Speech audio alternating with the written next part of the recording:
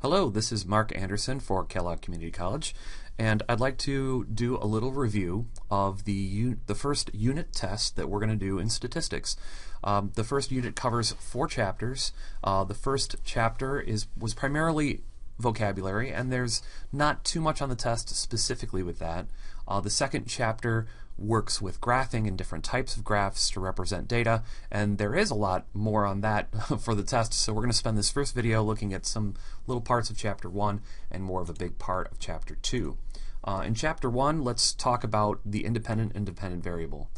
The independent variable, the first level of memorization you should do is that the independent variable is your x variable, and the dependent variable is y. On an x and y axis, you will have your x here and y here, and we'll only be in the first quadrant because we're going to only consider positive values of each. Now, to go a level deeper into your understanding of independent and dependent variable for the test, is the independent variable is the one that we can change. We can change the independent variable. You can change the independent variable by adjusting it, and then the dependent variable is affected by the independent variable, or is affected by x, and that's affect with an A.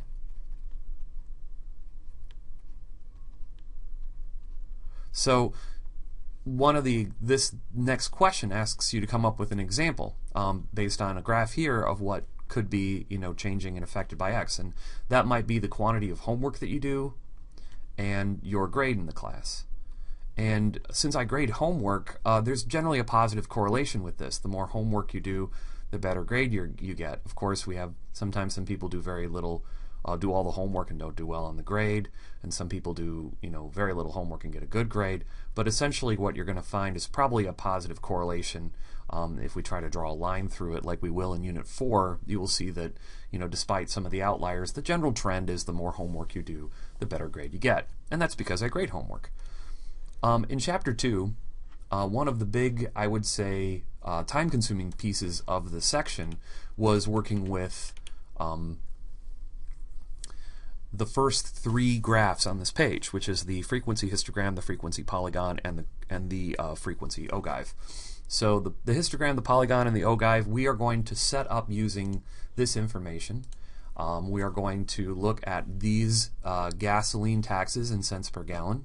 And we don't have all 50 states here. We actually only have 25 states represented.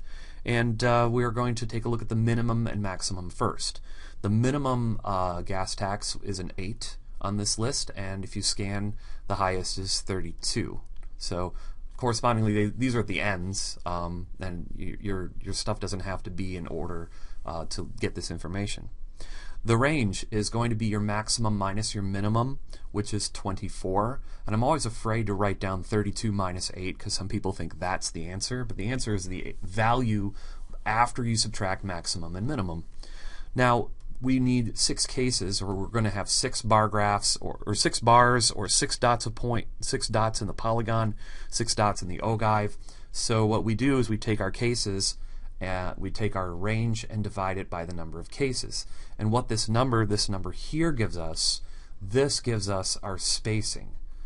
This spacing between each of the cases will give us these 6 different classes, starting with our minimum 8. And if I just count up by 4 until I get my 6 cases, then I will have the start of most of my boundaries for these graphs here. So I'm just adding 4 to each of these, and I get to a total of 28. So there's 1, 2, 3, 4, 5, 6 cases. That makes these 6 classes over here with a gap of 4. Now, there's no overlap in a class, so the class has to go up 2, but not including the next number. And you'll see I'm working in whole numbers because I was given whole numbers. There is no overlap, there is no rounding. This is just, if you see data pieces between 20 and 23, it'll be in this 4th class. And this is going to go from 24 to 27, and this will go to 28 to 31 or 32. Now, it's stylistic possibly if you feel like you want to have the maximum in this little bar here. I suggest it just because then you can have that little last data piece within here. So I'm going to change that to a 2 just so we get our 6 and we actually include that last piece inside there. Now the boundaries can overlap, and we use the boundary rule we learned in Chapter 1, which said that if you have whole numbers, you're going to go to one more decimal than what you've have before. So since we have whole numbers, going one more decimal is into the 0.5s. Now the lowest possible number we can have before rounding it up to 8 would be 7.5. And then the highest possible number would be up to but not including 11.5. So this creates the boundary. So if you're between 7.5 and up to and not including 11.5, you'd be also in this first class. Now you'll note that I can, since there is allowing for overlap, I will start here at 11.5 and move this up to 15.5, and then this would be 15.5, moving that up to 19.5, 19.5, moving that up to 23.5. So you'll notice that there's a gap of 4 between each of these as well, and here we have 23.5 all the way up to 27.5, and therefore 7.5, almost wrote 28 there, 27.5 all the way up to 32.5, which includes our maximum data point there. Now what we're going to do with frequency is we're going to count how many were inside of each of these zones here. And for the first one, the answer is 1 because there was 1/8 there. Now for 12 through 15, I can go and check to see how many were inside of that zone. 12 through 15, I've got a 15 right there, no other pieces, so this would be 1. Then we're going to look between 16 and 19, and there's a bunch of these two there. So we got 1, 2, 3, 4, 5, and 6. So we have 6 between 16 and 19, including 19. Now how many between 20 and 23? A lot of them. So between 20 and 23, including 23, we're going to have 1, 2, 3, 4, 5, 6, 7, and 8. So we have 8 between 20 and 23. And now we're going to look at the next piece, which is 24 through 27, including all those numbers. So we got 1, 2, 3. I included that 28. Sorry about that. So that 28, sorry, should not have been included there. So 1, 2, 3, 4, and 5. Looks like I accidentally included some I should not have. Let me just do a quick recount there. For 24 through 27, we got the 24 here. This is kind of nice since I can just redraw it.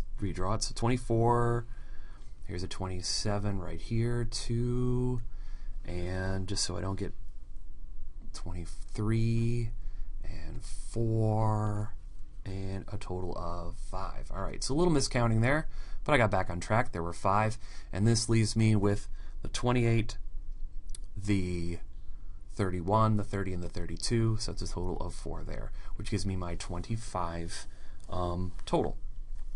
Now the cumulative frequency. The cumulative frequency is created for the ogive. At the very end of this, we'll do the ogive, and the cumulative frequency is when you take these numbers and kind of add them up as you go along. So we have one piece of data that's less than 11.5 cents per gallon.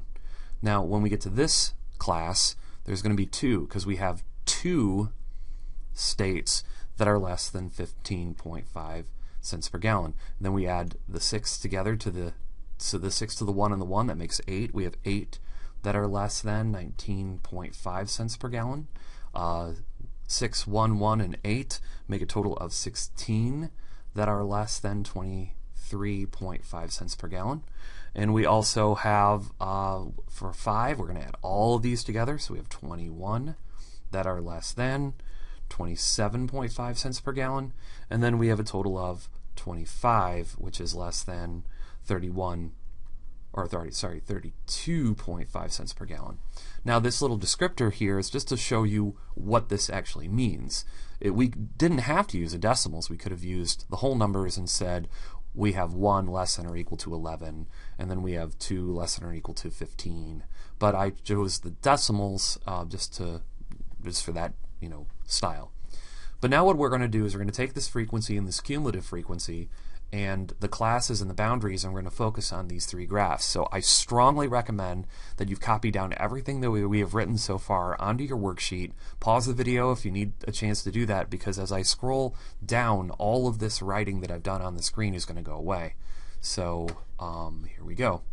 Let us go back here, and I'm going to focus on these bottom three graphs here. Okay, so frequency histogram, frequency polygon, and the frequency ogive. Now, the first thing I'm going to do is put a lightning bolt here, because I'm not going to start, even though this graph on the y and x-axis starts at 0, I'm going to take the first step to my minimum, which is 8. And I'm going to use that spacing that I had on the class and go by 4s as well. So 8, 12, 16, 20, and 24, 28, 32. All right, and we're going to talk a little bit about that 32 mark right there. Okay, so what we're going to do is we're going to create this histogram, and we're going to create the histogram by figuring out how tall each of these bars were. And I'm going to do a little foresight here to see that in my frequency, the highest number was an 8, and I have 10 tick marks here. And with 10 tick marks, I can easily go by 1s and get the height of 8th to work out, and this would be the gas tax in cents per gallon.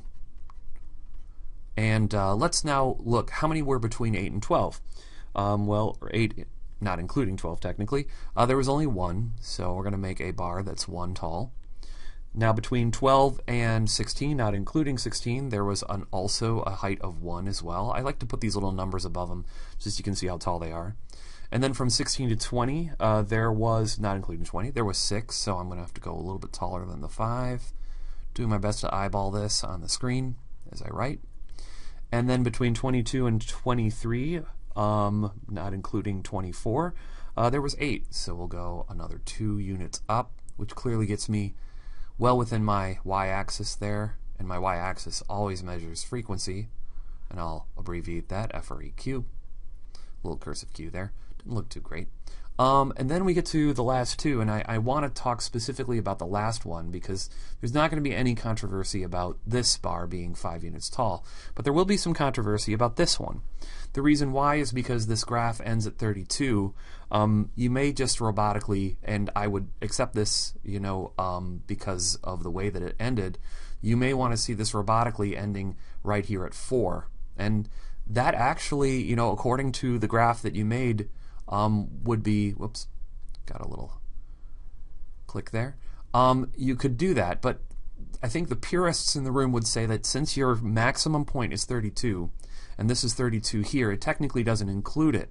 So I would also accept, let me change colors to show you the deviation of this extraneous example here, because I want to say, since you have a data point at 32, instead of including it into this gap between 28 and 32, you could also say, well, there's technically, instead of 4, there's 3 pieces of data that's up to and including the 32, but then we will have one more data point between 32 and 35, not including. So the dark blue and light blue, I will accept either of those because I see that there is a little bit of a difference there, and also room for correctness on the side of the light blue. But since I'm really trying to get to the essence of how you're doing this and not some of the specificity on some of these, I'm going to be a little bit more liberal on the grading if you happen to do it like the dark blue as it matches your table up from up above. Alright, so let's go back and do, I'll change back to my blue color here. Let's go and do the frequency polygon. Now the frequency polygon is going to have a lot of similarities. The frequency on the left going to 10 because the heights are going to be exactly the same. And we're going to, instead of using, let me get my label here, the gas tax in cents per gallon. Instead of using the minimums and maximums to set up and start our graph, we're going to use the medians. So the median between 8 and 12 is 10. And if you have trouble finding medians, just use what you did in Unit 3 where you added the two numbers and divided by 2 to get our median. So there's 10, There's 14, and you'll see the gap here is also 4 if you don't want to find the median every time. So 22, 26, and then 30. And because I don't want to do the blue kind of light blue exemption or exception to this rule, I'm going to stick with just what was in the table from up above.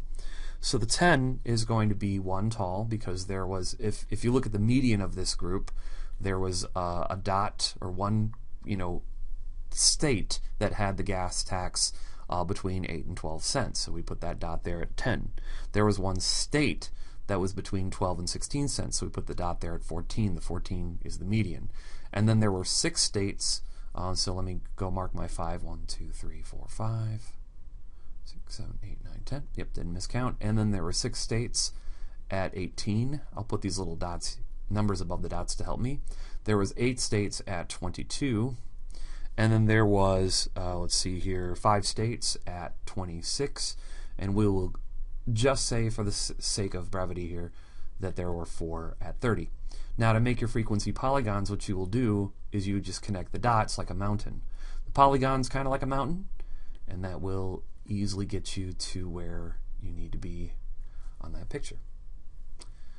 Now, for the last one, the frequency ogive, which is still going to have your same x and y axis, but the labeling for this isn't just frequency, it's going to be cumulative frequency. So you see that we actually have to go beyond 10 here, and what I'm going to do is use my tick mark here to be at the highest spot, which is going to be 25. Now, I've seen people go by 3s because they want to get to 25, but since I know that we have to go to a maximum in the cumulative frequency chart of 25, what I can do is I can put this at 25, and I can skip every other hash mark as a 5. So this takes me between 0, 5, 10, 15, 20, and 25. And yep, we're going to put a little lightning bolt there. The lightning bolt because we're going to use, again, these numbers from the histogram. So make sure your histogram matches your frequency ogive. And for the test, we're going to have easy whole number answers just like these again. So you can, you're going to see your test, with these beautiful, nice x-axes that you can easily mark by and move by with whole number answers. And then here we go with the first dot. Now, it's a common mistake that we put the first dot at the 8, but in fact the first dot goes at the 12 because we've got one piece of data that's less than or equal to 11.5, so this is going to be our 1 there. Then we have 2 pieces of data that are less than or equal to 15.5. And then we have 8 pieces of data that are less than or equal to, and I've got to make sure I put this at the right height there. There we go. 8 pieces of data that are less than or equal to 19.5, so this is 8. Then we jump all the way up to 16, so this is quite a jump here. Put my dot there. And try to draw these lines straight as possible. There are 16 pieces of data or states that are below 23.5 cents of a tax in cents per gallon. Then we go to 21, and when we get to the end of our data, because we have all 21 states here, and then we finally get to all 25 states that are less than 31, or in this case 32.5 cents per gallon for a gas tax right there. So this is something you can practice. It does take a little bit of time to kind of get the table set up. But once the table gets set up, it's a pretty easy format to figure these three out. Now on the next page, we're going to take a look at the final graphs that you should be familiar with on the test, and also possibly some questions I can ask about them on the true and false portion of the test. So let's go and move to the next side. Take a look here. Okay, we're going to look at a number of roller coasters, and we're going to create 2 different types of charts here. We've got a horizontal bar graph, and we've got the Pareto chart. Now the horizontal bar graph is going to be just exactly kind of what it says. It's horizontal bars where your y-axis is going to be your type, and this is the continent, and the x-axis is going to be your numerical values, which is going to be the number of coasters. All right, so the number of coasters then is going to be at the highest spot, since our highest maximum is 643. Let's go by hundreds. That seems to make most sense. 2, 3, 4, 5, 6, 700. All right, let's mark a couple of these here. Let's mark this 200 and 400 and then 600. Okay, now the continents, though, I want to organize these. In fact, I want to either organize them from high to low or low to high.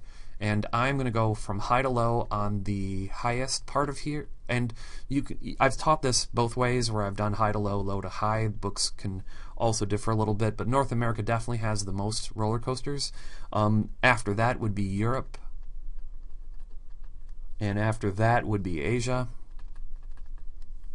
Dropping down way far would be South. Let's see here. I think that's South America. Then Australia, which I'll abbreviate with AUST, and then Africa, with the fewest in this list of roller coasters. So North America would have about 643, so halfway between 600 and 700. Europe, now make sure to put spaces in here. Europe is going to be a little bit over 400 here. Asia is going to be in the 300s. I'm trying to make these uniform, but oh, I went a little too far there. So sorry about that little overhang there. Can't erase with this pen that I'm using. Then South America is going to be 45, so whoa, just like halfway there. Australia will have 22, so halfway there. And then a little bit less than that is Africa. All right, so this is the horizontal bar graph, and one of the true-false questions could be, are there spaces in a horizontal bar graph? And the answer is yes. There's definitely spaces in those. And the y-axis are categories, and the x-axis is values. So those are all three potential true-false questions I could ask about that. Horizontal bar graphs have spaces. The x-axis is numerically speaking, or it has the number or quantity on it, and the y-axis is your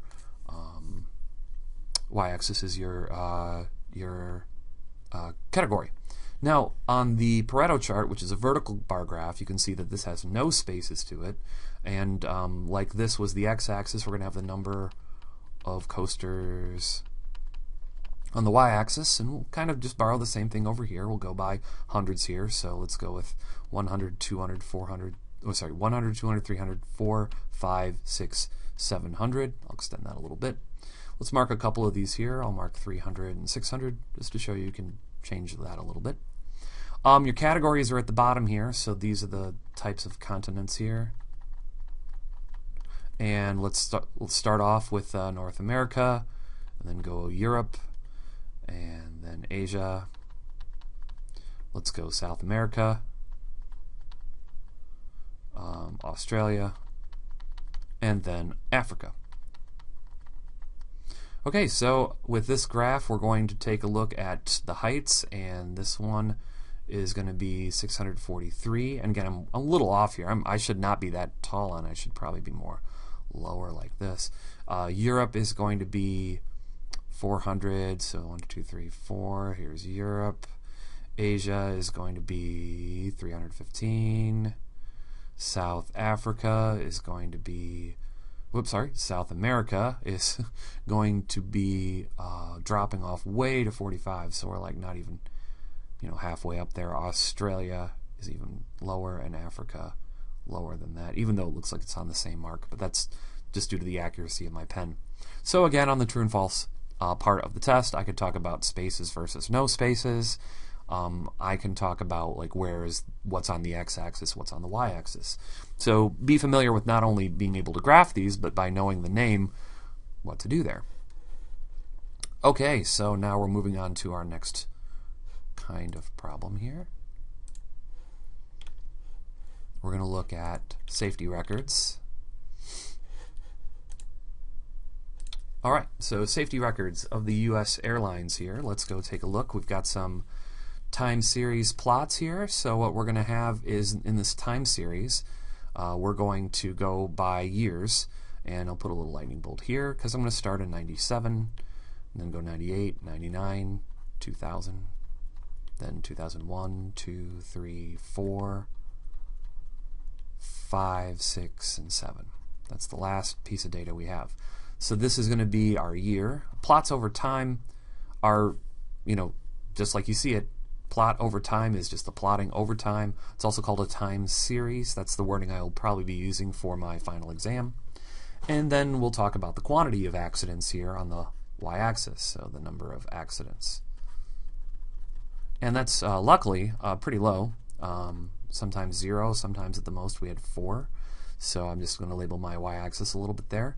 So I just put the dot in for where it is, and 0 for this year, 2 for this year, 3 for 2000. 2001 has 1, 2002 has 1, 2003 has 2, 2004 has 4. That's our big spike there. 2005 has 2, 2006 has 2, 2007 has 0. So what we get to do is connect these lines, connect the dots between them, and unlike the polygon, we do not make mountains out of this. We just connect dot to dot, and if it looks like a mountain, that's purely coincidental, but you're just connecting dot to dot to dot, and that makes your time series graph. So finally, excuse me, finally we're going to do some president's age at inaugurations. All right, stem and leaf charts. All right, so let's take a look at how we can do a stem and leaf chart. One of the common questions I ask on tests is what are the tens and what are the ones? The stem is in the tens position and the leaf is in the ones position. So the stem and the leaf is technically the tens and the ones. And the stem is the tens of, in this case, would be 40s, 50s, and 60s. There were no presidents listed here who were over the age of 60, in this case 69. So let's actually list these numbers, and I kind of went through these ahead of time and saw that my youngest president was 42 years old, and that would be this number right there. Then I noticed that there was a 46-year-old, and there was a 47-year-old and a 49-year-old. And as you're doing these, you can kind of just cross them off as you do them. Now when you move to the next list, you're going to want to make sure that you keep them right under the other numbers because you're creating a very descriptive histogram. It's sideways, like your horizontal bar graph, but it tells you the numerical values of it. There were 4 presidents who were 51 years old, and you can cross those off as you go through them. But now we have a whole slew of other presidents who were also in their 50s. We had 2 52-year-olds. We had 4 54-year-olds. We had 2 55-year-olds, 2 56-year-olds, and then we had 3 57-year-olds. In the 60s, we had 1 60-year-old, 1 61-year-old, 2 of them, and then a 68-year-old and a 69-year-old. So you can see that this is a very descriptive graph to show you that the mode was in the 50s. Now I want to show you an alternative to the stem and leaf plot in this way, because sometimes you want to have more detail or show more variation. So instead of using just one number for stem, you sometimes want to break it up, between the first 5 and then the last 5 in the 40s. So the first 5 would be 40 through 44, and the last 5 would be 45 through 49. And so here's 5, 5, and 6, and 6. And this is just another way to do it. This is obviously great. I like it, but this is another way that the book has shown you to do these stem and leaf plots with lots of data. And you can see that by splitting the 50s up into 50 through 54 and 55 through 59, you get a different picture. And that different picture could be more beneficial to you if you're trying to figure out, when were most presidents' ages, where were they at their inauguration. So we're going to go 6, 6, and then 7, 7, 7, and then the 60. And remember, this is 60 through 64, and then we're going to go from 65 through 69. All right, well, that wraps up our first 2 pages. This video has been covering Chapter 1 and 2, and stay tuned for other videos to help you out with your review test. Thanks for watching.